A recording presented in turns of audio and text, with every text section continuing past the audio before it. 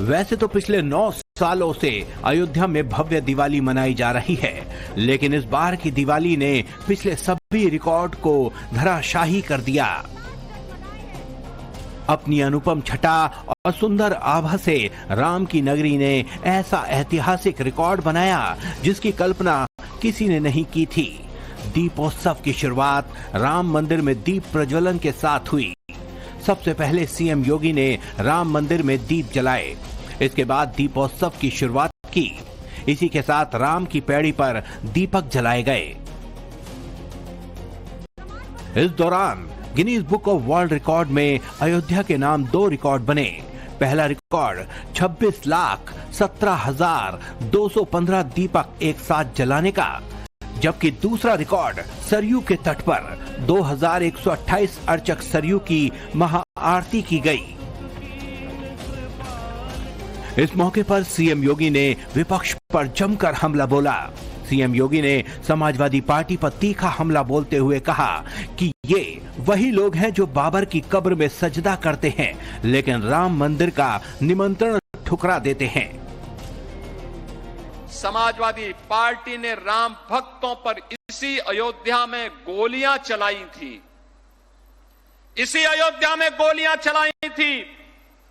ये वही लोग हैं जो बाबर की कब्र में जाकर के तो सजदा करते हैं, लेकिन जब अयोध्या में राम मंदिर में रामलला विराजमान होने के कार्यक्रम में उन्हें निमंत्रण दिया जाता है तो ये लोग राम मंदिर के निमंत्रण के कार्यक्रम को ठुकरा देते हैं। सीएम का ये पलटवार तब आया जब सपा सुप्रीमो अखिलेश यादव ने दीपोत्सव में दियों और मोमबत्तियों पर होने वाले खर्च को गैर जरूरी बताया था।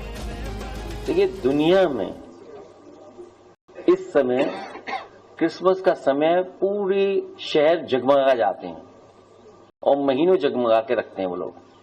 उन्हीं से सीख लो बस। क्यों खर्चा करना बार बार दियों का, मोमबत्ती का और ये दिमाग लगाना।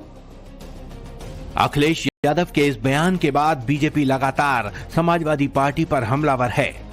बीजेपी नेताओं का कहना है कि अखिलेश यादव तुष्टीकरण और वोट बैंक की राजनीति के लिए हिंदू आस्था का अपमान करना बंद करें। अखिलेश यादव जी का दीपावली पर घी के दिए जलाने के प्रति आलोचना करने वाला निंदनीय बयान एक तरफ दीपक बनाने वाले प्रजापति समाज के विरुद्ध तो है ही, परंतु लगता है कि वो तो अपने समाज के भी विरुद्ध बोल रहे हैं।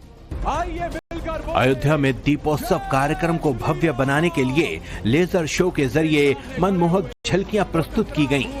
अयोध्या में इस साल ऐसी भव्य दिवाली मनी जो सालों तक याद रखी जाएगी। तो हम दोनों को भी दिवालियों के बारे में बहुत कुछ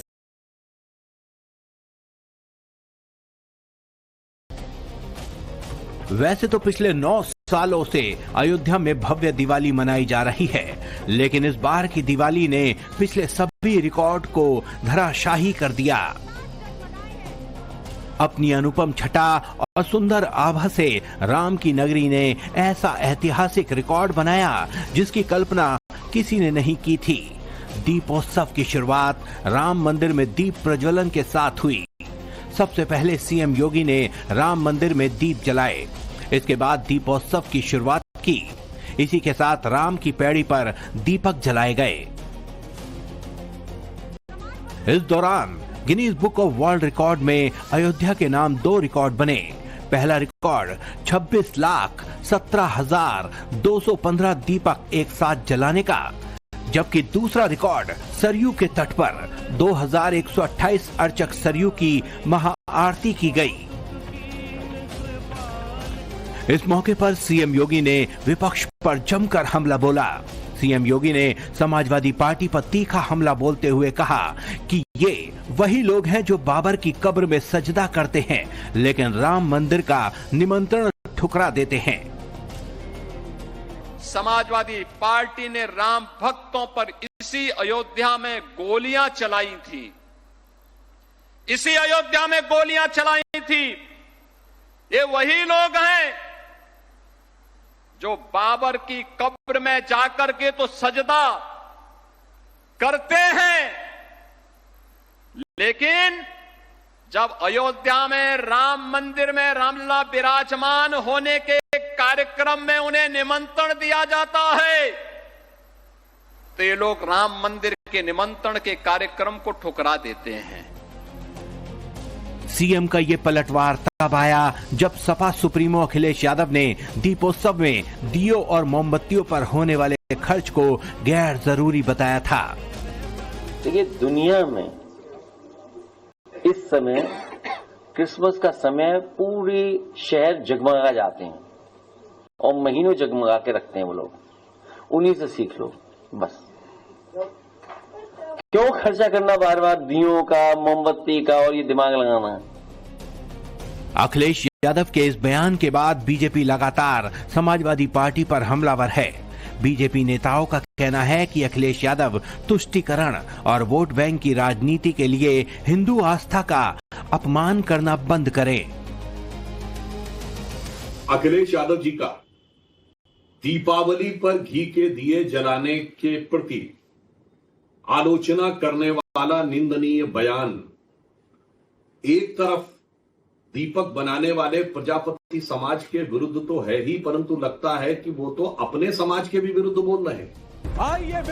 अयोध्या में दीपोत्सव कार्यक्रम को भव्य बनाने के लिए लेजर शो के जरिए मनमोहक झलकियां प्रस्तुत की गईं। अयोध्या में इस साल ऐसी भव्य दिवाली मनी जो सालों तक याद रखी जाएगी। तो हम दोनों को भी दिवालियों के बारे में बहुत कुछ